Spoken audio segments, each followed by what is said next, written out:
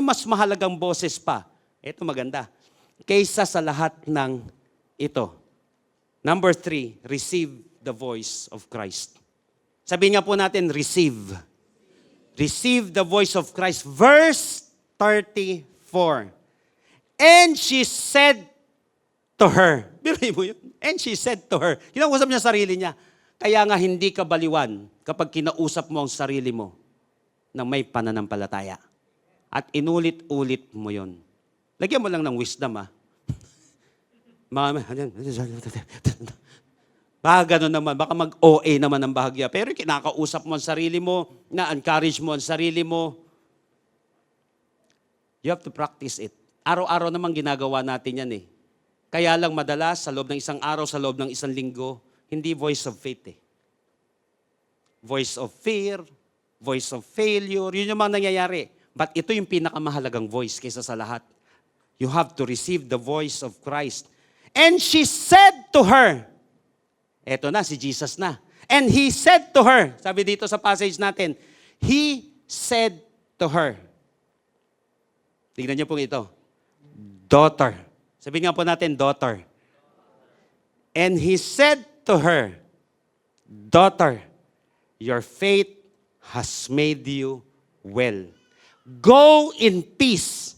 Your suffering is over.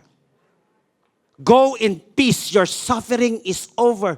Maybe binabasa mo pa lang, pinapakinggan mo pa lang tong word na ito. Maybe ito rin ang word sa'yo ni Lord. Daughter, anak, your faith has made you well. Go in peace. Your suffering is over. Pagkatapos ng 12 taon ng sakit, pagkatapos ng 12 taon ng kahihiyan at rejection, narinig ng babae ang boses na pinakakailangan niya. Tinawag, ito, ganda nito, tinawag siya ni Jesus na daughter. Alam niyo po ba na napakaganda ng salitang yon? At ito pa, maganda trivia. This is the only recorded time in the Gospels that Jesus addresses a woman with this title. Ito lang yun. Yung word na daughter. Yung title na daughter. Jesus addressed women in several ways. Kung mapapansin natin sa Book of John, chapter 2, woman. Yung his mother at Cana, di ba, tawag niya woman. The Samaritan woman. Mary Magdalene, woman ang tawag. O kaya naman, Mary na lang, kay Mary Magdalene. O kaya, Martha, hindi, daughter. Hindi ganun. Woman, sabi niya sa kanya nanay. Mary, Martha, pero hindi daughter. But among all the gospel accounts, the healed woman with the issue of blood is the only woman Jesus explicitly calls daughter. That's why this makes Mark chapter 5, Matthew chapter 9, and Luke chapter 8 especially precious passages. Why? Dito ni-reveal yung compassion ni Jesus to those who feel forgotten. Why? Hindi na pwedeng dumikit sa kanya yung asawa niya, kung may asawa man siya, anak niya. Pati magulang niya, wala. Ang ganda nito. Tinawag siya ngayon, daughter. Kalimutan, rejected, unworthy. So before Jesus healed her body, Jesus restored her identity first. Napansin niyo po, bago siya pinagaling. Alam niyo, maraming gagaling sa isang tao. Hindi muna yung eksaktong sakit mo eh. Kailangan mapagaling muna yung identity mo. Ulit-ulit lang yan eh. Before he healed her body, he restored her identity. Yung daughter dito is the Greek word daigater. Ibig sabihin, daughter, beloved child, one who belongs to the family. Tingnan niyo po, yung sinabi ni Jesus, daughter, anak, beloved child, miyembro ng pamilya. Sa loob ng 12 taon, nakilala siya dahil sa kanyang sakit. Pero si Jesus ay hindi tumingin sa kanyang kondisyon. Napansin mo yon? Hindi niya sinabi, hoy, dinudugong babae. Lapit ka ng lapit dito. Hindi nga maganda yan eh. Lumapit sa akin. Si Jesus ay hindi tumingin sa kanyang kondisyon. Tumingin si Jesus sa kanyang relasyon. Hindi yung kondisyon ng babae, kundi yung relasyon niya dun sa babae. Daughter! Matagal na panahon, walang nagtatay. Walang nagkalinga. Walang humawak. Wala nang tumikit sa kanya. Tapos may magsasabi sa kanya. Hindi siya tinawag dun sa kondisyon niya. Huy, maruming babae. Huy, mabahong babae.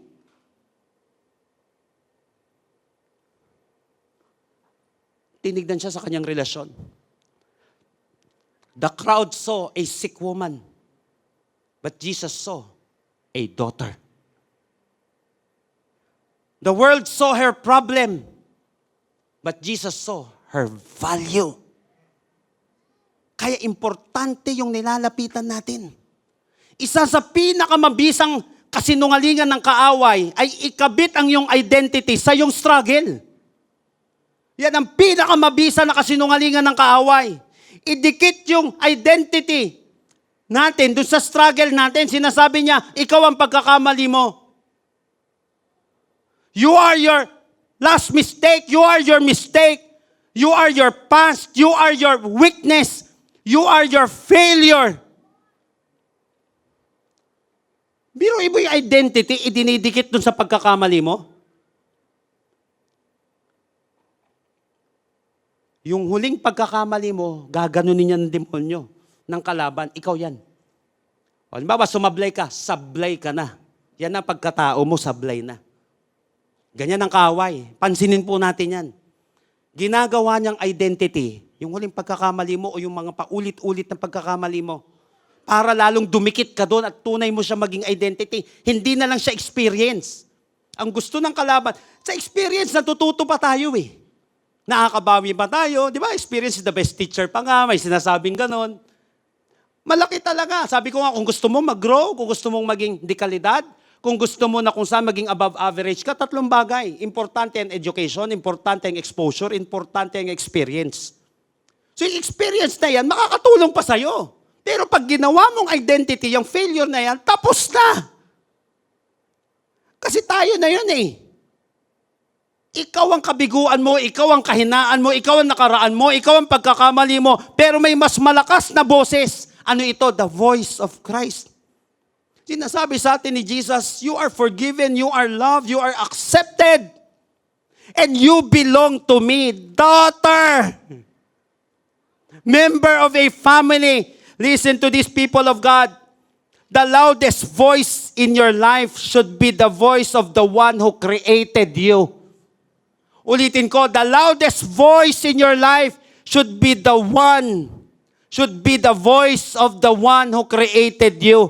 Hindi yung voice na gusto kang sirain. Dapat ang mas pinakamalakas na boses sa'yo, yung gusto kang iligtas, yung mahal ka, yung lumikha sa'yo, at hindi yung mga boses na sumisira sa'yo. Praise the Lord.